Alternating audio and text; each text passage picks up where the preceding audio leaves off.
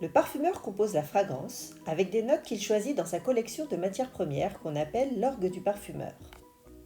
Il peut choisir parmi près de 5000 matières premières pour concevoir sa propre collection. Si certains parfumeurs travaillent avec une très grande collection, d'autres en revanche préféreront privilégier une collection d'une centaine de matières ou moins.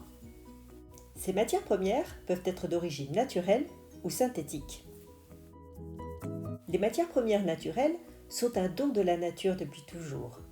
Elles sont souvent complexes et ont une réputation plus prestigieuse que les notes de synthèse. Mais comme tout produit de la nature, elles sont tributaires de ses caprices et des catastrophes naturelles, comme les incendies, les inondations, la sécheresse, mais aussi des enjeux géopolitiques et économiques. Elles peuvent être d'origine végétale ou animale. Quand elles sont d'origine végétale, on en exploite différentes parties, et ce, des racines jusqu'aux fruits.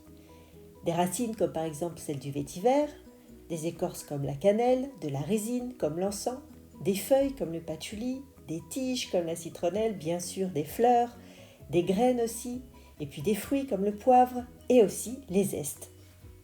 Les matières naturelles d'origine animale ont longtemps été utilisées dans les parfums pour leurs vertus aphrodisiaques. On utilisait souvent d'ailleurs les matières odorantes des glandes sexuelles, comme c'était le cas pour la civette ou le chevreautin porte-musc. Aujourd'hui interdites, quand elles impliquent de sacrifier l'animal, on les remplace par des matières de synthèse évoquant leur odeur, mais avec un rendu plus doux, un peu moins sale. Les matières de synthèse sont apparues en parfumerie à la fin du XIXe siècle, avec l'essor de la chimie organique pendant la Révolution industrielle. Souvent décriées, elles ont pourtant beaucoup d'avantages. Tout d'abord, elles ont permis d'élargir la palette du parfumeur, et donc d'étoffer sa créativité. Un peu comme la musique électronique a ouvert le champ des possibles dans le domaine musical en offrant de nouveaux sons. Elles peuvent pallier aussi les pénuries ou les interdictions. Elles évitent de puiser dans les réserves de mère nature et rendent possible la reproduction de matières naturelles trop délicates à distiller. C'est le cas des fleurs que l'on dit muettes, comme le muguet. Certaines sont même des perles de création olfactive et sont d'ailleurs très chères. Et n'oublions pas que de grands parfums n'auraient pas vu le jour sans elles.